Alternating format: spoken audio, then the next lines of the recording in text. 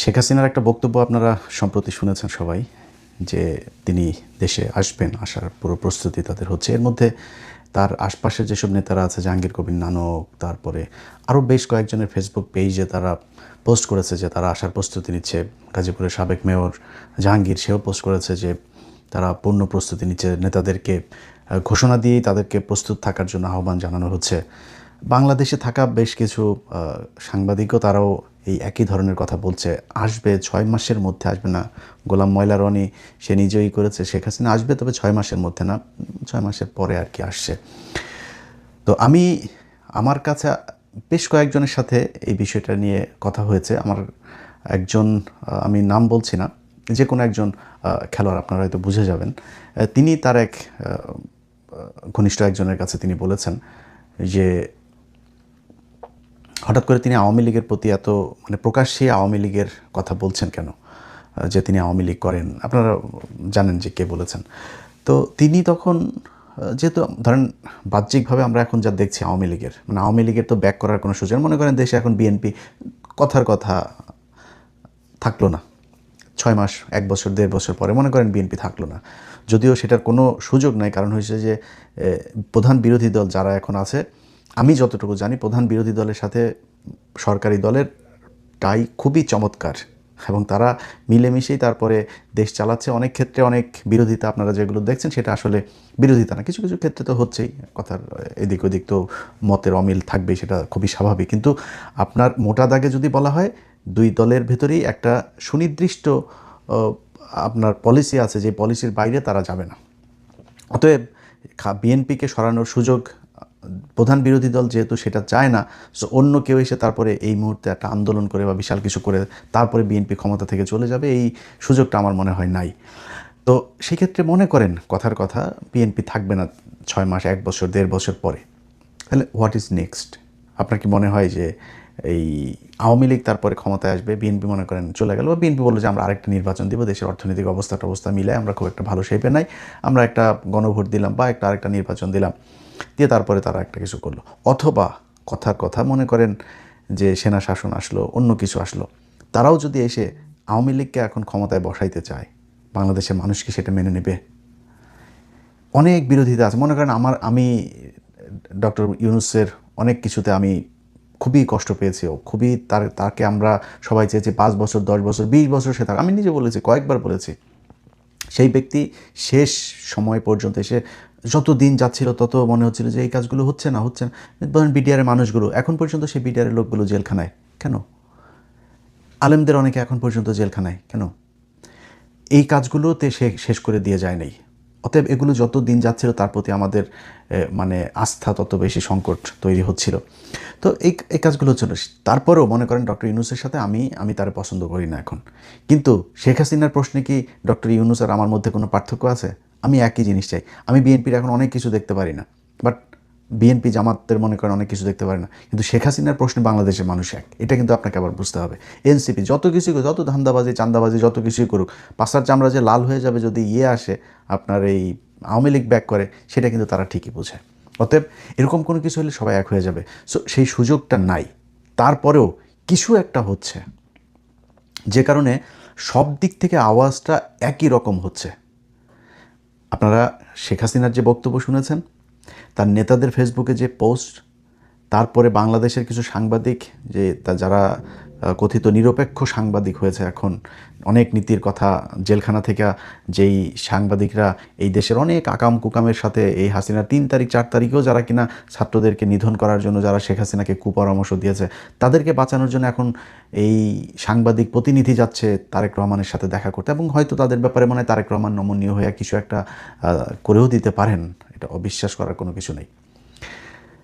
অন্যদিকে যারা বিচারক আছেন বা অ্যাটর্নি জেনারেল সহ আরও এই সরকারের যত চেয়ারগুলো আছে এই আইন মন্ত্রণালয়টা দেখার বা জামিন টামিনগুলো দেখার, এরা তো এদের মতো এরা নিজের মারেও বেচা দিতে পারবে।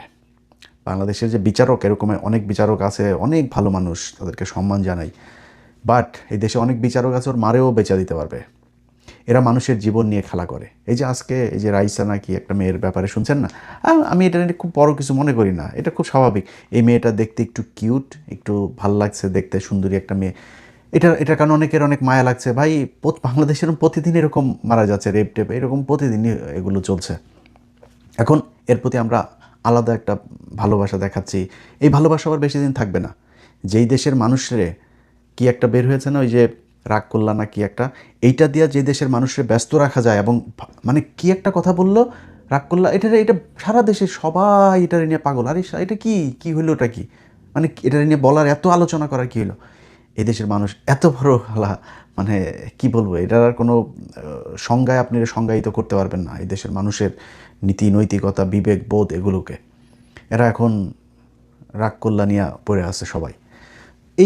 এরকম এই রাইসার মতো এরকম ঘটনা বাংলাদেশে বহু ঘটেছে, এই নিকট অতীতেও ঘটেছে। মাঝখানে ইউনূস সরকারের সময়ও ঘটনা ঘটলো না, 90 দিনের মধ্যে ইউনূস বিচার করে দেওয়া যাবে, এই আসিফ নজরুল বলেছে, আসিফ নজরুল বিচার করে দিয়ে গিয়েছে। এই দেশের আদালতের ভেতরে বসে বিচারকরা ঘুষ খায়, সেই দেশে কোনো কিছু হবে না। এই ঘটনাগুলো আপনি 3 দিনে করেন, 4 দিনে করেন, 10 দিনে করেন, 20 দিনে করেন বিচার, ভাই বিচার আপনি করেন, যা যা দরকার বিচার প্রক্রিয়া শেষ করতে সব করেন, কিন্তু বিচার যেটা সেটাই হইতে হবে, এটাই দেশে হয় না। বিশ্বাস করেন, আল্লাহ আমাকে মেয়ে দেন নাই, বাট আমার খুব শখ, মেয়ের খুব শখ। আমার শেষ ছেলেটা যখন আমার মানে 4 মাস না 5 মাস পরে ডাক্তার যখন বলল আমার ওয়াইফকে যে ছেলে হবে, তখন আমি রুম থেকে বের হয়ে গিয়েছিলাম। আমি ওদের সারাদিন আমার ওয়াইফের সাথে কথা বলি নাই, মানে আমি চেয়েছিলাম যে আল্লাহ একটা মেয়ে দিক। এখন চাই না, একদম সত্যি কথা চাই না। চারিদিকের এই অবস্থা দেখে এখন আমি আর চাই না আল্লাহ যেন মেয়ে না দেন। কারণ আজকে যেই মেয়েটা মারা গিয়েছে, এই মেয়েটার মতো এরকম অসংখ্য মেয়ে কালকে হবে, পরশু হবে, 1 বছর পরে হবে, 2 বছর পরে হইতেই থাকবে, চলতেই থাকবে। বিচার আজকে আপনি যেটা নিয়ে আলোচনায় আছেন, এটার বিচার মানে শেষ প্রক্রিয়া পর্যন্ত আমরা এই আলোচনায় থাকি না, এটা খোঁজও রাখি না। এর আগের ঘটনাটা দেখেন, এই রাইসার আগের ঘটনা যেটা ছিল সেটার খোঁজ আমরা রাখি, এর খোঁজও আমরা রাখবো না। 2 দিন পরে থাকবে না এটার খোঁজ, আরেকটা ঘটনা ঘটবে, সেই ঘটনায় আমরা হারাই যাব এটা নিয়ে ওইদিকে। আরে ভাই, আওয়ামী লীগের লোকজন যারা কিনা জুলাই আগস্টে এতগুলো মানুষকে মারলো, সেই মানুষগুলোরে আমরা এখন সব নাকি পত্রিকায় নিউজ হয়, কাকে নাকি কে নাকি কি ব্রেন টিউমারে মারা গিয়েছে, তাকে জুলাই যোদ্ধা হিসাবে শহীদ হিসাবে দেখানো হয়েছে, ওইটাই খালি খবর। এই দেশে 1400 মানুষ মারে নাই এরা জুলাই আগস্টে, সব মিথ্যা কথা। আমরা এই যে যা দেখেছিলাম একদম সরাসরি বন্দুক টন্দুক নিয়ে যা করছে, পুলিশ নিজে বলছে একটারে মারলে আরেকটা সরে না, সব মিথ্যা কথা। অথচ তারা আলোচনায় নিয়ে এসেছে ওইটা। আওয়ামী লীগের লোকজনরা তারা এখন ধুমায়া সবাই জামে টাকা মাল, বিচারক পর্যন্ত মাল দিতে পারলে সব ছেড়ে দিচ্ছে। যদি বিচারক নাও দেয়, তার উপরের এক জায়গায় গেলে সেখানে মনে করেন কোনো এক মন্ত্রীরে ধরতে পারলে তারা দিয়ে যাচ্ছে, বিএনপির এক নেতারে ধরতে পারলে তার কাজ হয়ে যাচ্ছে। কোনো বিচার কোনো কিছু এই দেশে নাই। যেই দেশের এজলাসের মধ্যে বৈশা ব্যাগে করে, আমি নিজে দেখেছি, নিজের চোখে দেখেছি, এই 21শে টেলিভিশনের চেয়ারম্যান তিনি যখন জেলখানায় ছিলেন, কত চেষ্টা করা হয়েছে তাকে জামিনের জন্য, জায়গা এইখানে টাকা ওইখানে টাকা, মাল নেয়, একটাই দেয় আরেকটায় আটকায়, এই করে সেই করে, আজকে না কালকের, নিজের চোখে দেখেছি ব্যাগে করে টাকা দিতে হয়েছে তাদেরকে। বিচারকরা টাকা খায় এইভাবে।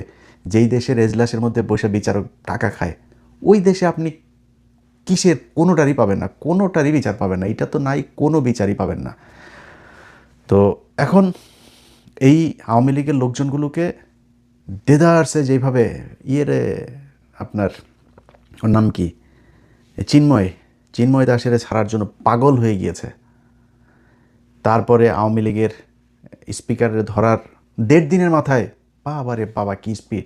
একটা জামিন আদেশ হইলে মানে আইজি প্রিজন পর্যন্ত ফোন করতে হয়েছে আমার, আইজি প্রিজন পর্যন্ত, জেল সুপার জেলার মেলার সব টপকায় যায়, হয় না, কাজ হয় না, আইজি প্রিজনের কাছে যাইতে হয়, ডিজিএফআই চিফ, ওই বিডিআরের ডিজি, ওরে ফোন করে তারপরে করতে হয়।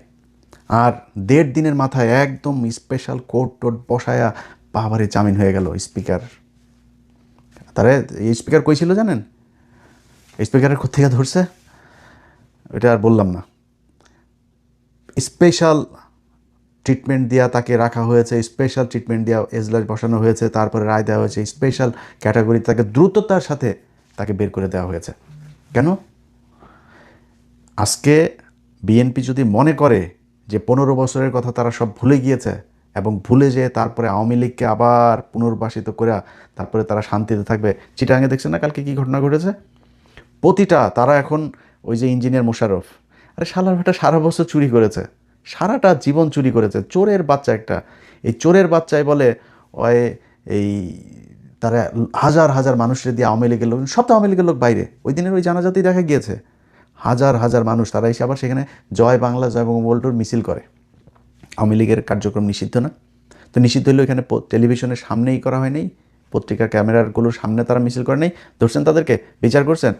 আপনারা উল্টা তাদেরকে ছাড়ার জন্য পাগল হয়ে গিয়েছেন আর শান্তিতে দেশ চালাবেন, এত সোজা। এইটার ফলাফল কি হয় আমি জানি না।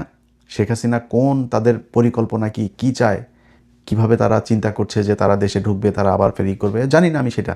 কিন্তু আমাকে যদি জিজ্ঞেস করেন সেই সুযোগটা নাই। বাট বিএনপি যেইভাবে দেদারছে আওয়ামী লীগকে সুযোগ করে দিচ্ছে, কয়েকটা সাংবাদিক মিলে তারপরে এখন এরা প্রতিদিন নানান ধরনের খবর দেখবেন করে, যে খবরগুলো পড়লে আপনার মনে হবে যে এই দেশে জীবনে কোনো দিন মনে হয় এই এই এই আপনার আজকে দেখলাম জেলখানায় দ্বিগুণ তিনগুণ মানুষ বাংলাদেশের জেলখানায় ছিল না কবে, ধারণ ক্ষমতার 10 গুণ পর্যন্ত পৌঁছেছিল এই আওয়ামী লীগের সময়, এখন দ্বিগুণ 3 গুণ। এটা খুবই খুবই মানে আরামদায়ক অবস্থা জেলখানায়, দ্বিগুণ এটা খুবই নর্মাল একটা ব্যাপার। এখন এটার নিয়ে নিউজ, আওয়ামী লীগের একজন আটক হয়েছে, ওরে বাবা সেটার নিয়ে নিউজ দেখবেন। কালকে কারো মৃত্যু কামনা করি না, কালকে ওবায়দুল কাদের মারা যাবে, তার লাশ নিয়ে আসতে যাবে দেশে, এবং বিএনপি হয়তো অ্যালাউ করবে, আনার পরে সেটার নিয়ে বিশাল এক হবে, কারণ মৃত্যুর পরে তো তারা অ্যারেস্ট করতে পারবেন না, তখন তারা লাশ নিয়ে আসবে, এসে তারপরে সেটা নিয়ে একটা গ্যাদারিং করবে, ওইটার বিএনপি আবার অ্যালাউ করে দিয়ে তারপরে তাদেরকে মিটিং মিছিল এগুলো করতে দিবে, এরকম হবে। তো এখন একদম মানে অনেক কিছু গেল 2টা বছর কী হয়েছে জানেন, মানে আওয়ামী লীগ শুনলেই সাপের মতো ফোঁস করে উঠতাম, আরে এই আওয়ামী লীগ করে ওই আওয়ামী লীগ, সব কিছু নিয়ে খুব মানে তৎপর ছিলাম। বাট এই মানে কুকুর ছানারা যে 15 বছরে যে ওদের শিক্ষা হয় নাই, এটা ভাই বুঝতে পারি নাই। এটা যদি বুঝতে পারতাম তাহলে আজকে এই আবার ফের এই অর্থ সংকটে থাকতে হইতো না, কিছু টাকা পয়সা কামাই নিতাম, কামাই তারপরে দেশে যায় একটা ব্যবসা ধরতাম, একটা টেলিভিশনের টিয়ে নিয়ে ওইখানে বসে তারপরে চাঁদাবাজি করতাম। ওরা যে এরকম জাউরামি করবে এটা জানলে তাহলে নিজের মানে আখের নিজে গুছাইতাম। বাট এক জায়গায় নীতির জায়গায় ছিলাম, গ্রামের খুব গরিব মানুষ, একটা পুলিশের কনস্টেবলের চাকরি নেবে, বলছে ভাই দেখ এই সরকারটা যাক, এটা নর্মাল সরকার আসুক, তারপরে দেখব না। 2 বছর এত এই আওয়ামী লীগের প্রশ্নে এত নীতি দেখিয়েছে, অথচ ওদের পাশার চামড়া লাল করেছে, ওরা বের হয়ে এখন ওরা দোষ খোঁজে হলে গিয়া জামাতের যায়, আওয়ামী লীগ ওদের বাপ এখন, এই অবস্থায় চলছে। যে কারণে এখন একটু ধৈর্য ধরে আছে, খুব খারাপ লাগে কিছু কিছু জিনিস দেখলে ভাই, খুব কষ্ট পাই, বাট একদম চুপ করে আসি, কিচ্ছু বলি না। আল্লাহ এই 15 বছরে তোদেরকে এই যেই শাস্তি দিয়েছে এটা দেওয়ার পরে তোদের যেহেতু শিক্ষা হয় নাই, আল্লাহর কাছে দোয়া করি, এতদিন দোয়া করতাম আল্লাহ জীবনে হাসিনার পতনটা দেখা দেয়, ওদের পতন তো দেখলাম, তো তোদেরকে আল্লাহ যেন ওরকম একটা বিপদে ফেলে তারপরে যেন ওই দিন আবার বলার যেন আল্লাহ সেই আল্লাহ যেন সেইটু সুস্থ রাখেন, বাঁচিয়ে রাখেন, তোদেরকে যাতে বলে যেতে পারি। এত অমানুষ তোরা, এটা যদি বুঝতাম তাহলে নিজের পরিবারের, নিজের ক্যারিয়ার, নিজের এত কিছু নষ্ট করতাম না। আওয়ামী লীগের সময় আমি বাংলাদেশে খারাপ ছিলাম না তো, ভালোই ছিলাম, সমস্যা কি? এগুলো নিয়ে এত গ্যাঞ্জাম, এত কিছু করার দরকার ছিল নাকি? যাই হোক ভাই, যেটা বললাম, আওয়ামী লীগের ব্যাপারে সাবধান হয়েন। যা কিছু বলি কোনোটাই বিএনপির বিরুদ্ধে না, জামাতের বিরুদ্ধে না, কারোর জন্য না। বাংলাদেশের জন্য ইন্ডিয়া যতটা ভয়ঙ্কর, আওয়ামী লীগ ততটা, এরা দুইটা একই জিনিস। এই কারণে এদের ব্যাপারে খুব তৎপর থাকি সবসময়। আপনারা থাকেন এই দেশের জন্য, এই দেশটার জন্য, এই আওয়ামী লীগ থেকে এই দেশকে বাঁচাইতে হবে। এই দেশের রাজনীতি, এই দেশের অর্থনীতি, এই দেশের সামাজিক অবস্থা যদি আওয়ামী লীগ থেকে বাঁচাইতে পারেন, দেশ বাঁচবে। আজকে দেখেন বিএসএফ বিডিআরের, দেখেন বিডিআর পাল্টা সেখানে করেছে, কী হয়েছে? তাই বাংলাদেশ দখল করে নিয়েছে। কিছু কিছু শুয়োর ছানারা আছে এরকম, ভাই আমরা তো 3 দিকে, আমরা ইন্ডিয়ার সাথে কী করে, তাহলে তোর বাড়ির মহিলা যেটি আছে ওগুলো নিয়ে ওইখানে ইন্ডিয়ার ওদের সাথে যায় ওই যে শঙ্খ খেলতে দিয়ে যায়। যদি 3 দিকে থাকতে আমার এই ইন্ডিয়ার চাপ সহ্য করেই থাকতে হয়, তো আমার পাকিস্তানের সমস্যা ছিল কি? পাকিস্তানের সাথে থাকলে তো আর ইন্ডিয়া করতে পারতো না। তা পাকিস্তানের সাথে পাকিস্তান কী করছে আমাদেরকে? 1947 থেকে 1971 সাল পর্যন্ত এই দেশে এই যতগুলো বিশ্ববিদ্যালয়, ঢাকা বিশ্ববিদ্যালয় ছাড়া জাহাঙ্গীরনগর, বুয়েট, এই ভিকারুননিসা স্কুল, এই নটরডেম কলেজ, এই মানে রেসিডেন্সিয়াল কলেজ, তারপরে Salimullah medical, Rangpur medical, Rajshahi medical, Mymensingh medical, Chittagong medical, সব জাহাঙ্গীরনগর ইউনিভার্সিটি সব কিছু পাকিস্তানিরা করেছে। এই কমলাপুর, এই বায়তুল মোকাররম মসজিদ, এই সংসদ ভবনটা সব পাকিস্তান করে দিয়ে গেছে। তো সমস্যা ছিল কি? এগুলো ইন্ডিয়া ইচ্ছা করে এই কৃত্রিমভাবে আমাদের সাথে পাকিস্তানের সম্পর্ক নষ্ট করে আমাদেরকে এইভাবে শোষণ করার জন্যই তারা এটা করেছিল, এবং সেটা 15 বছর আমরা বুঝতে পেরেছি ভারত কীভাবে আমাদের শোষণ করে। তো এই জায়গাগুলো ভাই যাই হোক, মানে আমাদের কপালে ছিল যেটা, সেটা হয়েছে। বাট এখন দেশটা যাতে অন্তত আমরা মানে ন্যূনতম আমাদের যেই সার্বভৌমত্ব সেটাকে টিকায়, সেইটুকু সম্মান নিয়ে থাকতে পারি, সেটার জন্য যা করার দরকার তাই করতে হবে। এখন সুযোগ আছে আমাদের, আমেরিকা হোক, চীন হোক, পাকিস্তান হোক, টার্কি হোক, যেই দেশের সাথে আমাদের প্রয়োজন, আমাদের পররাষ্ট্রনীতি সেভাবে সাজাইতে হবে। আমাদের শত্রু ভারত,